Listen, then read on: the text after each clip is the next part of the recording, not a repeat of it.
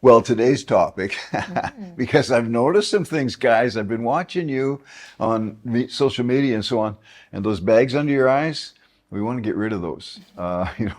Tiredness is not helpful, really. Mm-mm.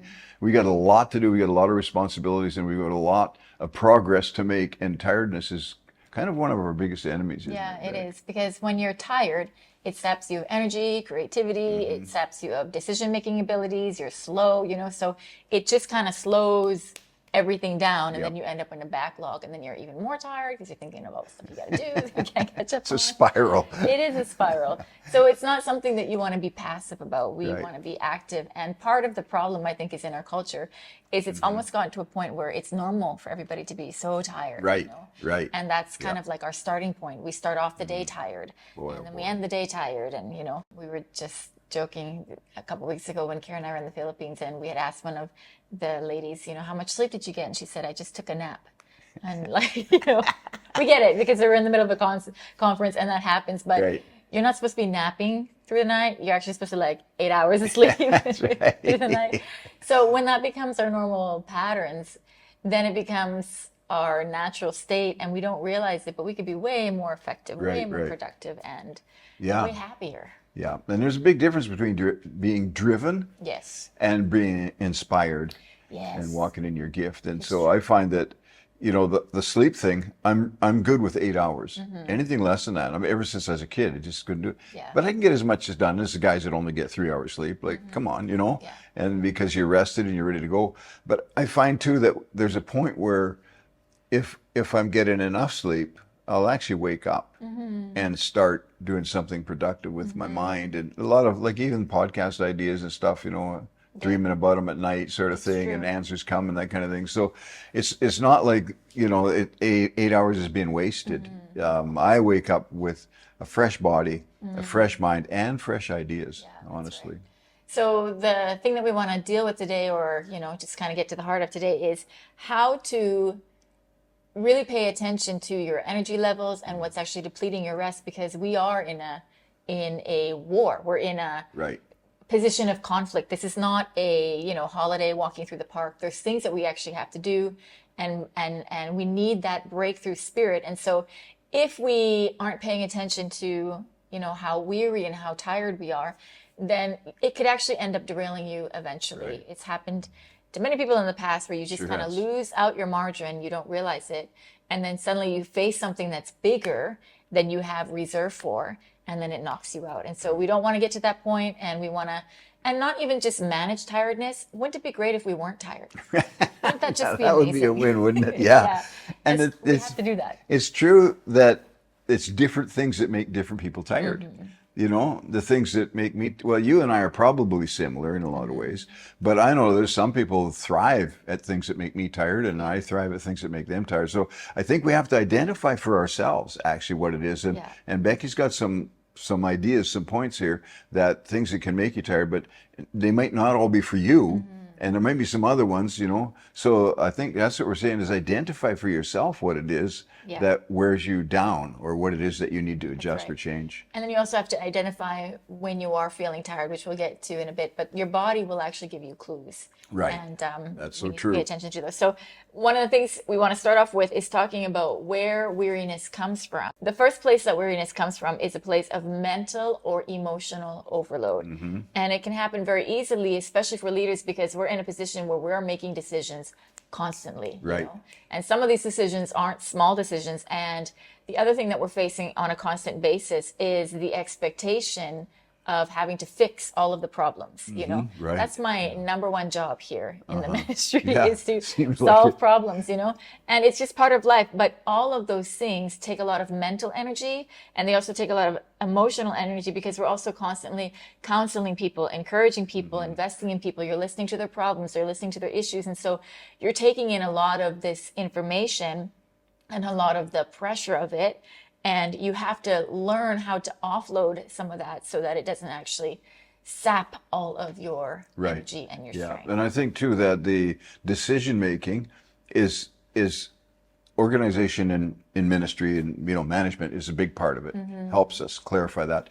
But I think too that we need to learn how to make decisions for ourselves personally. Right. Like different people make decisions differently. And I find that for me, it's the thinking too much. You know, I liken it to going someplace I've never been before. You get on a plane, Right. just put one foot in front of the other and quit worrying about it. Right. You know, Good point. because am I going to get lost? Am I going to have a problem with Right. immigration? Am I going to, you know, you go through all that stuff and drive you crazy, but just put one foot in front of the other. Yeah. And that really leaves me energy to do other things. I know with your mom, I watch her go through the decision making process, and it's actually quite cute. And she goes through all the bad things that could happen. Like, and she tells me that, oh, this could happen, that could happen, that could happen. And I'm like, you know what, honey, let's just try it. You know, See how it goes. Yeah, overthinking, you know, Yeah, that's right. and over speculating. So we need to learn how to make decisions with just simplicity. Yeah. Yeah. And just like, honestly, what's the decision that needs to be made? Right. And why do you need to make it? And then just do it and go for it. And I think the one of the things that we have to figure out too is how to shut that process down in your Yep. mind. And I think, Yep. you know, you'll have to figure out the strategy that works for you. But when I used to overthink, the thing that would work for me all the time is to begin to either sing out loud yeah. or to pray in tongues or something like that. Because what it does is it activates, you know, a different part of your brain where you're actually thinking about the song you're singing or the words that you're singing, or, you know, Yeah. and it's become such a habit now. Like I was at the bank a couple months ago and I was standing there waiting, and the teller goes, "You're so happy because you're always singing all the time." I didn't realize it, but I was actually like humming at the bank, and I do it all the time. But it's a habit that I've gotten into because I'm actually singing songs in my head in order to shut down all of the other noises trying to distract, right? Yeah, It's not that I'm good. just happy. It's because there's a strategy behind it. I need to keep those other voices out. Right. And so we want to make sure we're dealing with the emotional and mental overload. And it's the same with the emotional stuff. You know, you face people that are having extremely difficult issues and challenges and interpersonal issues in the ministry and stuff like that.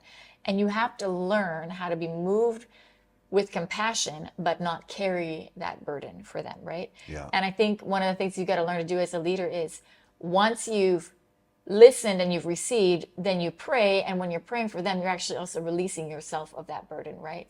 And even when you're dealing with long-term situations, you know, like people that are sick and it's like a long-term thing, you can't just pray for them once and it's over. You got to learn how to not carry that all the time. You know? Right. When you're in your prayer closet, you pick that thing up and you go to war. And then when you're done, you put it down. You can't think about it. You can't stress about it. You can't worry about it. You Yeah, can't, that's you know. good. So learning how to navigate those things will help Right. alleviate all Right. of that pressure. Yeah. Okay, what's So the next? second one is physical exhaustion. Oh, yeah. Because we work long hours, strange hours, true. depending on what we're doing, right? 1 minute you are, you know, doing a normal meeting, and then the next thing you're doing a concert, and then you're packing up and you're going to bed at 1 a.m. in the morning. And then you got staff meeting the next morning at 8 a.m. The schedules, especially when you're in ministry, is like this, you know, it's all over the map. Yeah. And it would be nice if we could make sure that everything was organized, but Sure. it doesn't work that way. So you have Yeah. to figure out how to manage physically your exhaustion. Yeah, and there's a lot to that. Obviously, a big part of that is, do you have help, Yes. right, with what you're doing? And I think that, honestly, one of the things on that note that kind of steals my energy is when there's people on the team that aren't doing much. Right. And you're kind of like, you're just coasting, and the rest of us are working so crazy hard. Yeah. Like, come on, get with it. And so there seems to always be those people around that are, you know, they say they're working smarter, not harder. It just means they're not working. Because we know the job in front of us is hard. We got a lot of stuff to do. Yeah. And, or they're delegating. Actually, they're just dumping, you know, that kind of thing, right? They're just getting everything off their plate. And that kind of consumes my energy just because it bothers me so much, you know? Yeah. And I'm concerned, like, okay, how can we get these people on board? Because the truth is, we do take on some big jobs. Yes, we do. But if everybody's working hard, you know, full bore, it's not that big. It makes the Yeah. job smaller. It's true. Sometimes I've actually had to learn to just put blinders on. Right. Because sometimes there's some people that you just, you know, you don't have the authority or the Right. influence to lead. And so it used to really, really get me mad, and I'd be really passive aggressive at it. But after a while, you're like, hey, I'm just going to look past you because I know you're not a problem I can solve right now.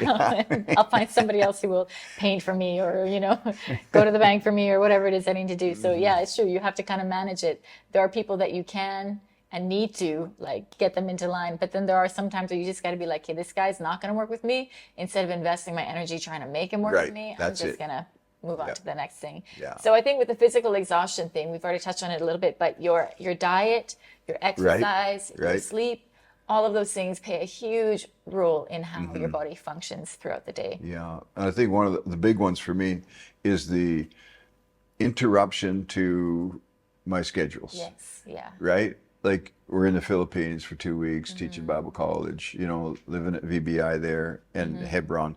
And it's a totally different thing than living in Sircha. Right. I have my own little routines for getting my exercise and that kind of stuff. But you get there and it's totally different. Yeah. There's no mountain to climb behind Hebron, right? So, No. and I find that's, to me, is really one of the toughest things. And then sometimes we're in Canada, you're traveling, It's it's true. just all, and I'll find that sometimes, hey, I went a week without any exercise. And that really is bothersome. So you have to kind of figure that out somehow. And I mean, there's stuff we can do, Yeah. and we do our best. But that's right. it's good to make a plan. Yeah, that's right. So when I'm here, I've got exercise stuff in my room that I Right. can use.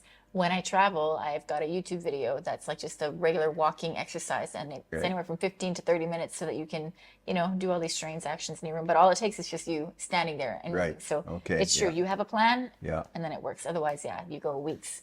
Yeah. Like, Yeah. I didn't exercise. So yeah, deal with your physical exhaustion. Okay, the third thing is when weariness comes from being spiritually depleted. And that happens when either we are neglecting our personal disciplines or we're just pouring out way more than we're actually receiving, We just did a worship night last week in Pattaya, and we had a pastor that came there, and his comment was, it was so refreshing because it's the first time in a long time that he's able to just sit and receive, because normally he's always giving Yep. out, And so you need to make sure that you have space to receive, especially as pastors that lead a church, because you're preaching on Sunday, you're running like crazy on Sunday. And so how are you getting filled up? And definitely our own times of personal devotions are great, but there's something about receiving in community that makes a difference too, Right. Attending a prayer meeting and not leading it and just being a part of it, or Right. attending a worship Right. session, so we got to figure out ways to make sure that we rejuvenate ourselves spiritually as leaders, that we are making space to worship God and not have to always be the one leading, and receiving a fresh word of God from the scriptures and also from the community of believers around you. Right, right. We need to have both of those things going. Yeah, and I think too for leaders, that's a particularly tough one. I mean, you think of a guy like, well, let's say Pastor Rich, whatever. He's in the Philippines. Where's he going to go that he could just receive? Yeah. Same thing with me. Where am I going to go that I could just receive? You're going to be put on the front row, right? And you're going to be asked to pray or do something or whatever, and you've got to be on that whole time. In fact, I would say that the only place I can receive, for the most part, is through podcasts and YouTube videos, Yeah. preaching messages and that kind of thing. And it's different, when you're a leader. Pastor Peter, I don't imagine there's anywhere he can go to just receive, because he's going to be busy, right? Yeah. So figure it out. It's not going to be the same for everybody again, and you're going to have to find a way that you can just receive. And for me, I mean, I revel in the Word. That's my thing, just in the Word and meditating and that kind of thing. And that's where I get strengthened. And so, yeah. It's good. Okay, and the next area that weariness comes from is from relational strain. So when you are in a position where there's some kind of conflict or tension, then it wearies you out. So for example, if you have an issue at home, with a spouse or with a kid, and it's an ongoing thing, that wearies you just slowly over the long term. And then pretty soon you're trying to do your leadership thing, but you are just like tired out, And so we got to pay attention to where there are issues or conflicts. Sometimes it can happen between leaders, and sometimes you don't think it's such a big deal because, well, maybe they're like in this church on the other side of the city and I'm over here, and we only run into each other every once in a while. But every time you see somebody mention them, or they come up on a social media post, or it brings that thing up again, and you're just kind of carrying that strain, and so Right. we need to really make sure that we are walking in health in our relationships, that we're walking in peace. The whole like fighting with your spouse before you preach is like it happens all the time, but we actually have to have strategies to prevent that, not because you're trying to put on this picture perfect thing, but because you really need the strength to be able to Yeah. do what God's called you to do, and you don't want to be depleted before you even leave your house or leave Yeah. your home, you know. So So true. Some of those things, I mean, you talked about it before, some of the things that you just have to put down. Pick yeah, it up when you go to prayer, but otherwise put it down. Like, and I would say it's like you just have to say, you know what, I don't care right now. yeah, Right? I just don't care about that right now because there's no point carrying something you can't change, yeah, you can't fix while you're carrying it, you that's know. right. So, and it seems maybe like a bit hard-hearted or something, but the truth is you can't carry everything. No, And to not carry it, how are you going to not carry it? Because it's a real issue and it's really something that you're faced with and it's something that has to be dealt with.